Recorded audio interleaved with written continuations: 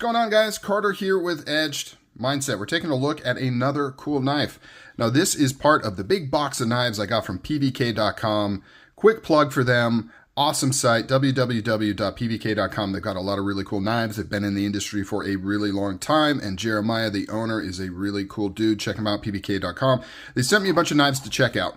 And as I said ad nauseum in that unboxing video, most of those knives, if not all those knives, are knives that I normally wouldn't pick up. I wouldn't buy for myself because they're a little outside of kind of my personal interest and collector mindset. And so it's really cool that I was able to check those out. And one of the standout knives from that batch is this A Purvis Rook here. This thing is pretty dang cool. It comes in a nice little flip box right here. A Purvis knives. Nothing too fancy, nothing too crazy. No COA or anything, just the knife in a little baggie there.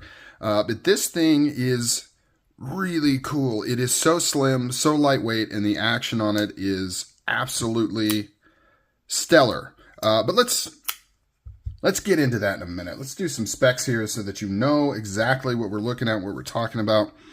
Blade length is about 3 1/4, little over 3 1/4, but under 3.5 inches, which traditionally I would stay away from. But I'm really starting to warm up to some of these smaller knives, and I know some of you are saying, this isn't a small knife, this is a medium-sized knife. I get it. It's all perspective. Everybody has a different journey. 7.5 inches overall. Very good size for carry as well as fidgeting and using. Weight on this is 2.4 ounces. This is a lightweight Mama Jamma. Has titanium, shredded carbon fiber. It is a bolster lock with a lock bar insert. You've got a 3D milled titanium pocket clip, titanium backspacer. Blade is 20 CV, so it's got all the stuff you would want. It's running on bearings. It's got a ceramic ball detent, all of the normal stuff you'd expect. Oh, by the way, this is an overseas manufactured knife. A Purvis stands for Adam Purvis, who is the owner of the company and the designer of these knives. I believe he's a full-time firefighter, or at least that's what the internet says. Maybe he's quit or gone to part-time by this point in time, but I know he at least was a firefighter, and I think he got his start doing like custom backspacers and pocket clips, and it sounds like he moved into knife design at some point, and so now he has his own blades that he's producing, which is a pretty common story. You see that quite a bit where there's US-based designers who then create some knives and have them outsourced to overseas companies.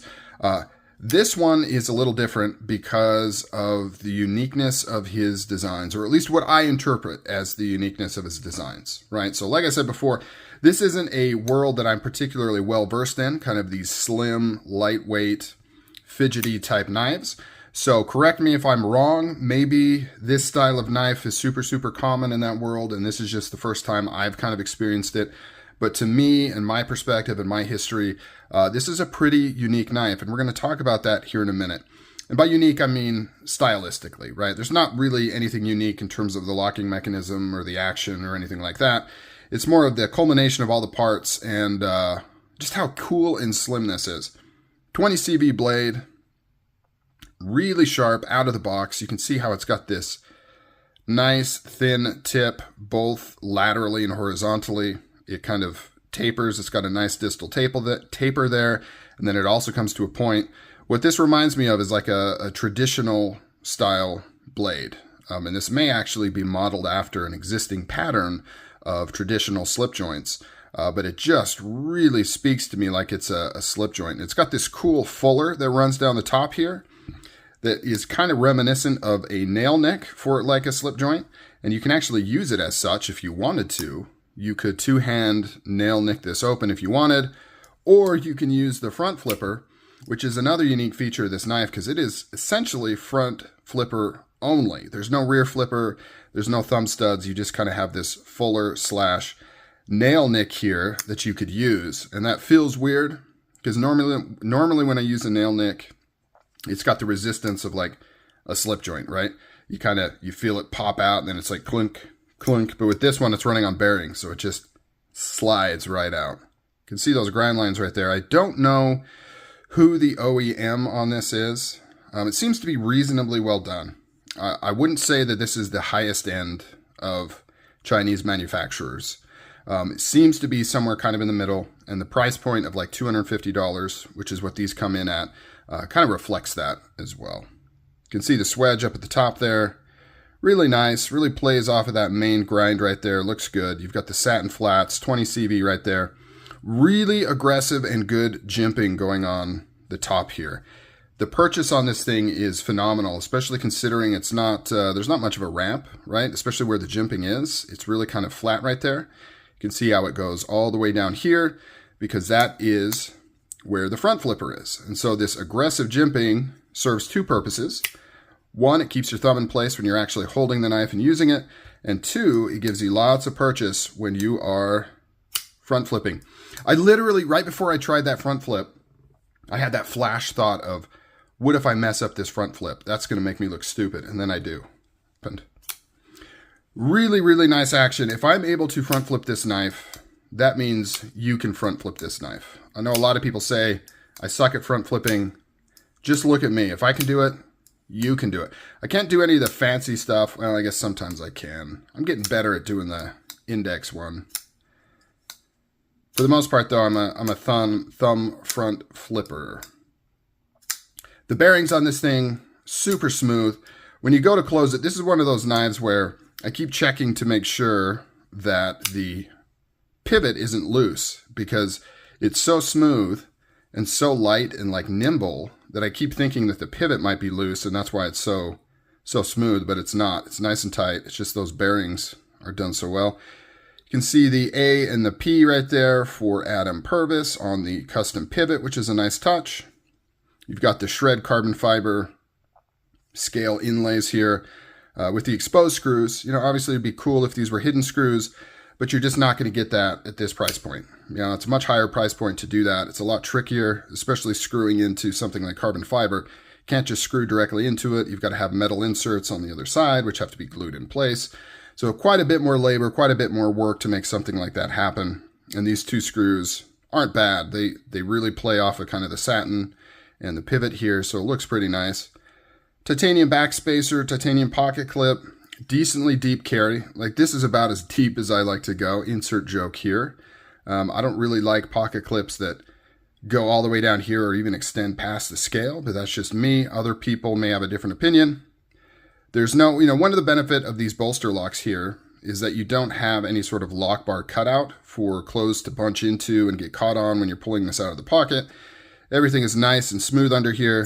Got really good retention, but it's not overly strong with a nice ramp right there. No issues getting this into your pocket or out of your pocket. Done really, really well. Lock bar insert. Of course, that's what you'd expect from something like this. But the main thing that I really like about this knife is how slim it is and how nimble it is. It's got a really cool hand feel to it. The lightweightness and the lightweightness of the blade just gives it a really awesome feel when you're flipping this thing open.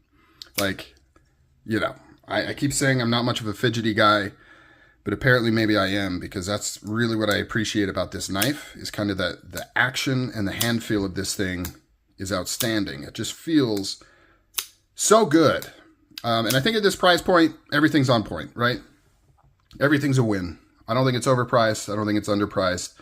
I think it's really cool. It's got a unique kind of look to it. It's like a modern traditional, but it's not a slip joint, which I think is pretty cool. It's got a lot of the aesthetic of like a traditional slip joint, but it's running on bearings, and it's got a frame lock or a bolster lock and a pocket clip.